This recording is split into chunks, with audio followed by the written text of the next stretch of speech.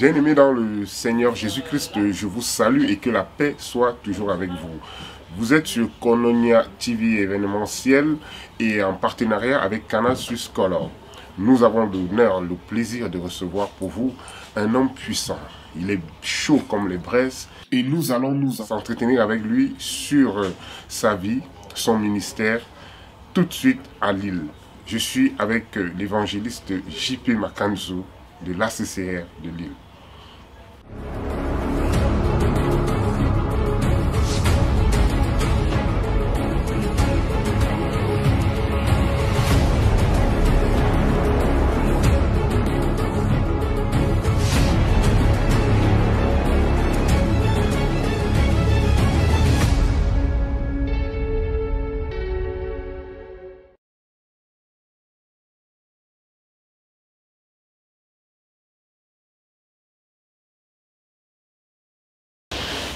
Bonjour évangéliste J.P. Makanzo. Bonjour mon frère. Merci encore de nous recevoir ici. Je vous en prie. Alors évangéliste J.P. Makanzo, nous sommes donc ravis de vous rencontrer aujourd'hui. C'est pas facile. Vous êtes une star dans l'univers chrétien.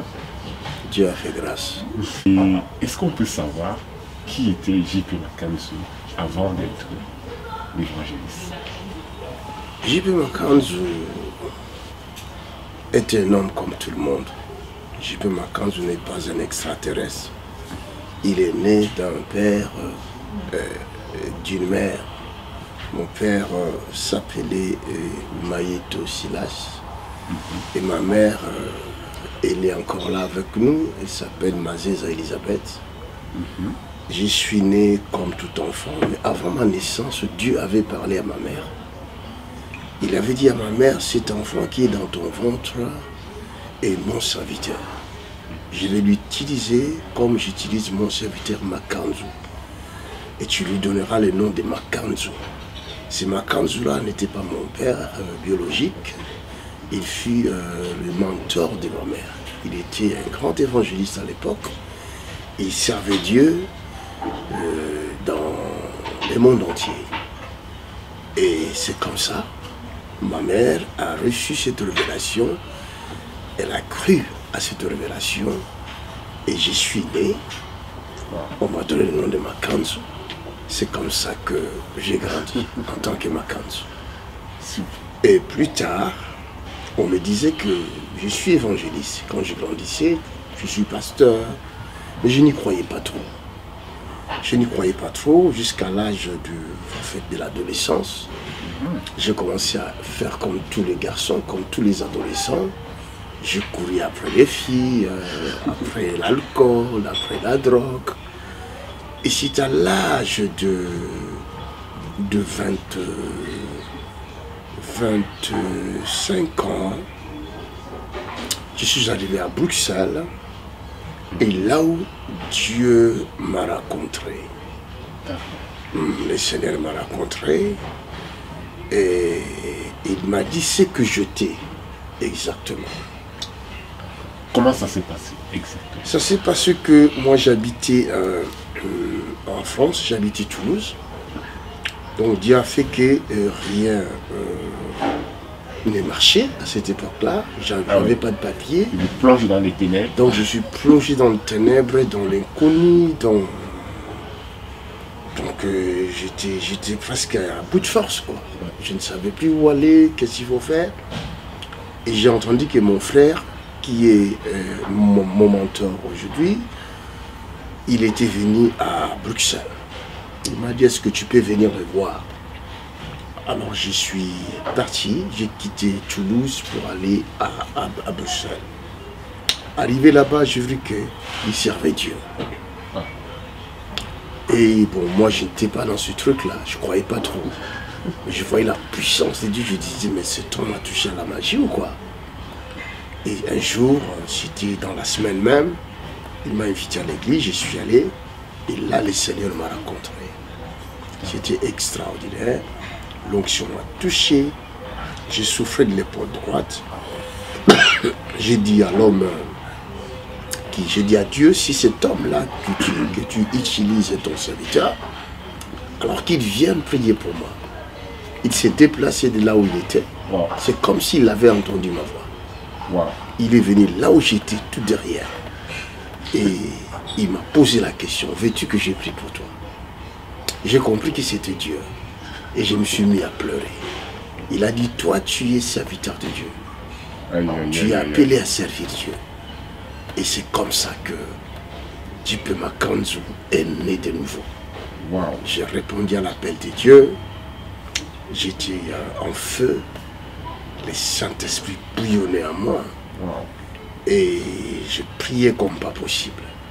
Wow. Et là, les choses ont commencé jusqu'à 2001, où j'ai été consacré. 2006, pardon. Ça a pris combien de temps? 2006, c'était depuis 1996 à 2006. 10 ans 10 ans. avant la consécration. Avant la Vous n'aviez consécration. pas peur? Non, j'étais sûr de ce Seigneur-là. Au fait, je l'ai vraiment rencontré. Après, il s'est révélé à moi à plusieurs reprises. Par des visions. Je l'ai vu à plusieurs reprises. Je l'ai vu comme ça. Il s'est révélé à moi comme ça. En plusieurs formes aussi. Hein. Parce que je l'ai vu une fois comme lion. Je parlais avec le lion comme ça. Et il m'entraînait. Wow. Il est monté sur un mur, je suis monté avec lui, il marchait. Et tout d'un coup, il a pris un arbre, il est monté sur l'arbre. C'était un grand arbre, il est allé au sommet de l'arbre. Et je le suivais. Tout d'un coup, il me dit, saute. J'ai parlé avec le lion, comme si j'étais un lion. Aïe, J'étais humain, lui, il était lion. le lion de la tribu de Voilà. Juda. Et on avait le même langage. Et quand il a sauté, il est tombé par là-bas. Et il me disait, saute. J'avais peur. Je disais, non, non, non, non. Il dit, saute. Tout d'un coup, j'ai décidé à sauter. C'est comme si la terre s'est rapprochée de moi. Ah, Il s'est mis à rire, il est parti. il est parti. Et là, je suis revenu à moi. Je dis, mais ça, c'est quoi? C'est un lion. Et je me suis rappelé de l'écriture. Il s'appelle le lion de la tribu de Juda. Juda. Gloire à Dieu. Et une fois encore, je l'ai vu, je priais, tout d'un coup, il est apparu devant moi. Je tournais, je ne dormais pas. Je tournais ma table au salon. Il est apparu devant moi, il m'a reposé la même question, puisque à cette époque-là, beaucoup de gens avaient quitté l'église. Il me repose la même question qu'il avait posée à Pierre. Et toi, tu ne vas pas partir comme eux? Je dis, où veux-tu que j'y aille? C'est toi qui es le pain de vie. Il s'est révélé à moi à plusieurs reprises. Voilà, Gloire à Dieu. Djipe Makanzu. Chers amis, vous venez donc de suivre la merveilleuse révélation de cet homme qui, ça n'a pas été facile. On le voit aujourd'hui accomplir des miracles et donc ça n'a pas été facile. Vous avez parlé de beaucoup de... Vous êtes un homme très pieux, vous priez beaucoup. Oui, il a transformé ma vie au fait. Hein. Au fait, quand j'ai vu mon frère, qui est mon père spirituel, Il s'appelle comment votre père? pasteur Tony Silassi, Pasteur apôtre Tony Tony Silassi, oui, qui est à Bruxelles, et beaucoup de gens connaissent d'ailleurs en Suisse. Chaque année, il va en Suisse. C'est un homme connu dans le monde. Nous lui adressons nos salutations et la paix soit avec lui. C'est un grand homme de Dieu que j'apprécie beaucoup. C'est un modèle pour moi, en fait. Un modèle de la prière. C'est un homme qui prie fort. Et quand je vis la prière en lui, je demandais à Dieu. C'était un jour, on prenait le petit déjeuner. Je le voyais prier, sa façon de prier. J'ai compris que tout ce qu'il fait venait de la prière. Et je dis à Dieu devant lui, devant sa femme et les enfants, je dis Seigneur, parce que je prenais beaucoup de café. Je dis Seigneur, prends le café, donne-moi la prière. Et c'était parti comme ça. D'accord. J'ai prié tout le temps, j'ai prié en cours de route, j'ai prié partout.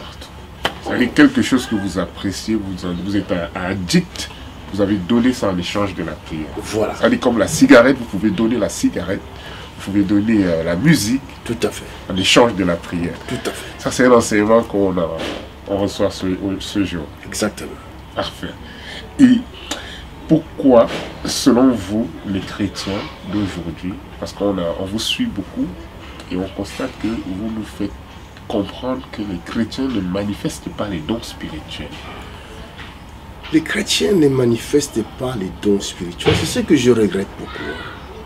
Parce que la Bible dit que la promesse de Dieu est pour les Juifs d'abord.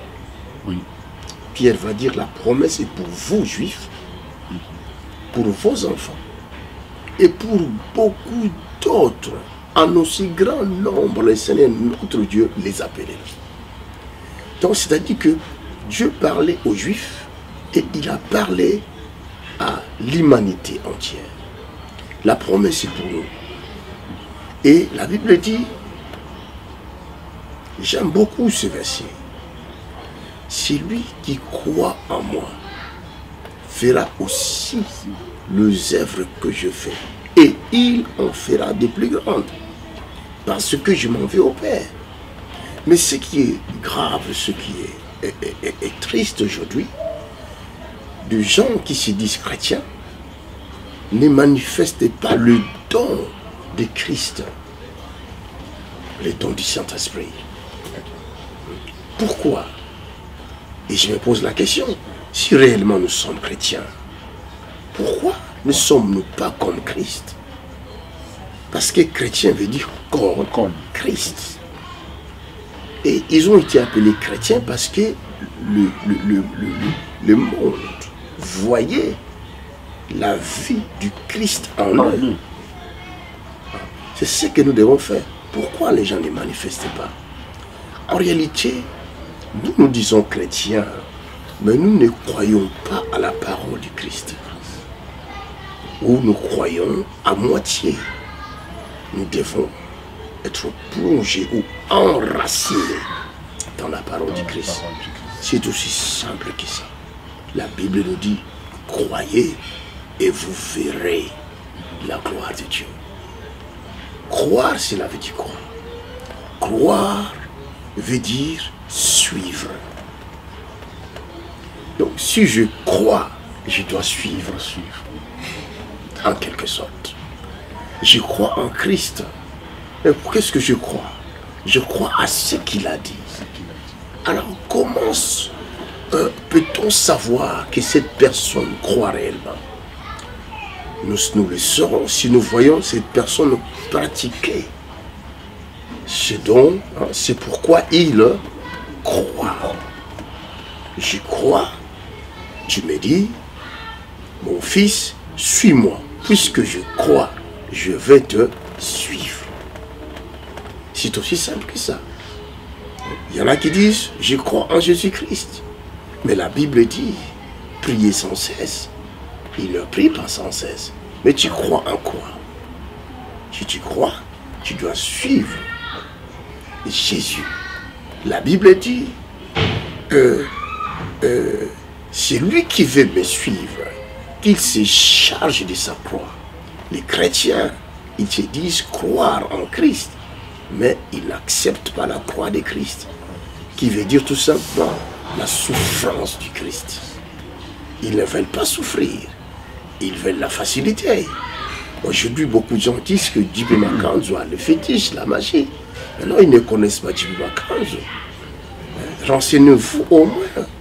Djiby Makanzo, c'est quelqu'un qui a beaucoup souffert et qui continue à souffrir pour Christ. Parce qu'on ne peut pas opérer dans le domaine des miracles sans la croix. Les miracles viennent par la croix. S'il n'y a pas de croix, il n'y a pas de miracle. Et la croix, c'est la souffrance. C'est ce qu'on appelle le baptême. Mourir avec Christ, cela veut dire souffrir avec lui jusqu'à la mort.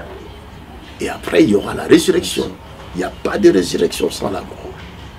Et toutes ces personnes que vous voyez dans le monde, nos frères qui annoncent l'évangile avec puissance, les Djiby Joshua, tous les autres là, qui travaillent avec puissance, ce sont des hommes de prière. Et ce sont des hommes de souffrance. Regardez leur vie, vous allez voir, ce sont des hommes qui souffrent pour Christ. Nous croyons en Christ. Si nous réellement nous croyons en lui, nous allons faire ce qu'il nous dit. C'est lui-même qui a dit, pourquoi m'appelez-vous maître, maître, et ne faites-vous pas ce que je vous demande? Vous voyez, c'est ça qui est, je peux appeler ça comme la faiblesse de beaucoup de chrétiens. Nous disons chrétiens, mais nous sommes incapables de faire ce que Christ nous recommande. Et c'est ça qui affaiblit l'Église aujourd'hui. Merci, évangéliste. Parlant de ce que Christ nous demande de faire, comment opérer dans l'amour, il le dit par Saint Paul. Il dit la foi, l'espérance et l'amour. Et le plus grand parmi les trois, c'est l'amour. Comment opérer dans l'amour? Est-ce l'amour sentiment? Comme on aime une femme, comment est-ce qu'on peut opérer dans l'amour pour appartenir à ce Christ? Pardon? Il y a une différence entre le sentiment et l'amour, entre les désirs et l'amour. Hein? Beaucoup de gens disent j'aime ma femme, oui. Mais en réalité ils ne l'aiment pas, ils la désirent. Beaucoup de gens disent j'aime telle ou telle personne, en réalité ils ne l'aiment pas, ils les suivent parce qu'il y a un intérêt caché. Hein? C'est pourquoi nous voyons que dans beaucoup de couples, il y a trop de déceptions, il y a trop de divorces à cause des intérêts. Nous sommes ensemble parce que je t'aime, parce que j'ai été attiré par ta beauté. J'ai été attiré par un gain ou après un gain. Ça, ce n'est pas de l'amour. Nous voyons la définition de l'amour. Paul nous montre la définition de l'amour qui ne regarde pas le gain. L'amour couvre tout, l'amour couvre une multitude de péchés, vous savez. C'est ça aussi qui fait la faiblesse de l'Église. Il n'y a pas d'amour dans l'Église. J'ai remarqué, je suis allé quelque part en Europe, ici en Turquie, j'ai vu le comportement de ces gens-là. Je pouvais oublier mon portable dans un magasin, je fais le tour, je reviens, ils ont bien gardé mon portable. En Turquie? En Turquie. Je me suis dit, si tous les chrétiens étaient comme ça, oh my God. À l'église, il n'y a pas d'amour. À l'église, nous avons de l'hypocrisie. Entre nous, serviteurs, il y a la guerre. Parce que Dieu utilise l'autre, je ne suis pas d'accord. Et pour salir son image, je commence à inventer des histoires. N'allez pas là-bas, il a des fétiches. Mais je sais très bien qu'il n'a pas de fétiches. Je sais très bien que cet homme-là, il a la puissance de Dieu. Mais je le salis quand même. C'est parce qu'il n'y a pas d'amour.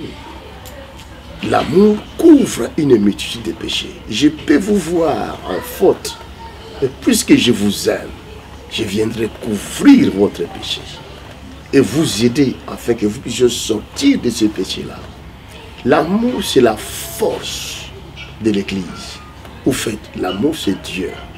La Bible dit Dieu est amour. Si réellement j'ai l'amour, je serai couvert par Dieu. Je produirai le fruit de l'amour. Si j'ai Dieu, je produirai l'amour. Alors c'est pourquoi nous voyons la faiblesse de l'Église aujourd'hui. Beaucoup de gens disent qu'ils ont Dieu, mais ils n'ont pas Dieu. Il n'y a pas d'amour. Et quand il n'y a pas d'amour, les dons du Saint-Esprit ne se manifestent pas comme il faut. Là où il y a l'amour, la Bible dit un cœur joyeux est un remède. Donc un cœur rempli d'amour, c'est ce cœur-là qui est joyeux. Et je regarde quelqu'un avec compassion, automatiquement la guérison s'opère. C'est aussi simple que ça. Dans le domaine des miracles, des guérisons, sans l'amour, il est difficile de travailler là-dessus. En comprenant le secret de J.P. Makanzou, c'est l'amour. C'est l'amour qui fait que J.P. Makanzou fasse autant de miracles, autant de guérisons. Les aveugles le voient ici à Lille, les boiteux marchent, les sourds entendent, les malades guérissent. Alléluia. Et ceux qui veulent être remplis du Saint-Esprit le reçoivent. Il suffit de croire. Amen. Par l'amour. Amen. Nous rentrons en Suisse. Qu'est-ce que vous aimeriez que nous retenons de vous? Qu'est-ce que nous devons retenir de J.P. Makanzou? Un sapeur? Non, J.P. Makanzou, c'est quelqu'un qui annonce l'évangile, qui présente Christ. Le souci de J.P. Makanzou, c'est de présenter le vrai Christ. Et je veux que la nouvelle génération arrive à comprendre qui est réellement Jésus-Christ et quelle est la pensée du Christ. Parce que dans 1 Corinthiens chapitre 2 au verset 16, la Bible dit, oh nous avons la pensée du Christ. Avoir la pensée du Christ, c'est avoir l'esprit du Christ. Les jeunes doivent comprendre cela, que si nous voulons marquer notre époque, laisser les empreintes, nous devons avoir la pensée du Christ. Et mon souci, c'est de communiquer cette pensée à la nouvelle génération. À la nouvelle génération, qu'ils arrivent à opérer, à marcher comme Christ a marché, et afin de laisser des traces sur la terre. Et l'évangile du Christ est vraiment, n'est pas vraiment compris, surtout dans notre génération, même dans les générations passées. C'est pourquoi il n'y a pas beaucoup de signes et de prodiges. Mais ceux qui ont compris l'évangile du Christ ont laissé des traces. Et J.P. Makanzu n'est pas un sapeur. Mais J.P. Makanzu, c'est quelqu'un qui aime et se mettre à sa place. Je ne peux pas présenter l'évangile du royaume de mon Père en étant sale. C'est-à-dire que la Bible dit que c'est de l'abondance du cœur que la bouche parle. Si votre intérieur est propre, votre extérieur doit l'être également. Nous devons être présentables. Hein, vous venez chez moi, vous avez besoin de l'eau, je vous donne de l'eau à boire, mais je suis sale. Je pense que vous allez boire, peut-être avec de réserve, ou par honte, vous allez dire, il n'y a pas de problème, je bois. Mais la prochaine fois, vous ne viendrez plus demander de l'eau chez moi. Je présente l'évangile, je dois être présentable. Parce que notre Dieu est un grand roi. Regardez bien dans la Bible, Jésus-Christ était lui-même bien habillé. Et d'ailleurs, il n'y avait pas de couturier qui pouvait coudre son vêtement. Il avait une tunique sans couture. Voilà. Bien-aimés, vous qui nous regardez, je vous rassure que vous qui nous regardez, ça, c'est un évangéliste qui travaille à travers l'écran. Vous êtes bénis là où vous êtes assis parce que vous avez écouté cet homme de Dieu. Merci, évangéliste. Je vous en prie. Un mot pour le 29 et le 30 août à ceux qui nous regardent. Le 29 et le 30 août, sur 2 jours, ces 2 jours resteront inoubliables. Oui. La Suisse sera secouée. Le Seigneur notre Dieu, par son Esprit Saint, il sera au rendez-vous. Il est toujours avec moi et il me l'avait promis. Et d'ailleurs, hier à la veillée, il l'a dit. C'est pas moi qui avais parlé. Ouais. Il a utilisé l'un de ses serviteurs pour donner cette prophétie. Il a dit, maintenant c'est les nations. Alors la Suisse fait partie de ces nations-là. La Suisse, ton tour est arrivé. Prépare-toi. La gloire de Dieu se manifestera.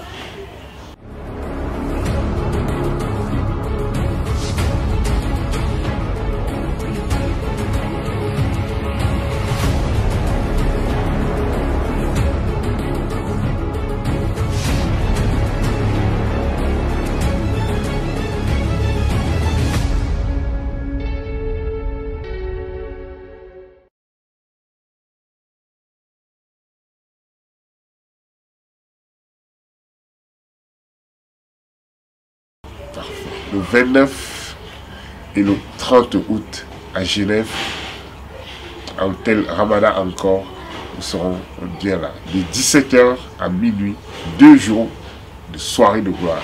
Amen. Ne ratez rien, Amen. Soyez là. Amen. Merci évangéliste. Que Merci Dieu vous bénisse. Nous prions vraiment que Dieu vous garde. Merci beaucoup. Continue à vous bénir pour que vous puissiez raffermir son peuple. Merci comme beaucoup. vous le faites. Que Dieu bénisse votre travail. Merci évangéliste. Que votre chaîne soit bénie davantage. Nous le croyons. Au nom de Jésus. Amen. C'était donc notre bref entretien, mais très puissant, parce que on sait de quoi on parle. Je vous dis à très bientôt, avec le même plaisir sur la même chaîne. Je suis Jordan Balcon pour Koinonia TV. Merci.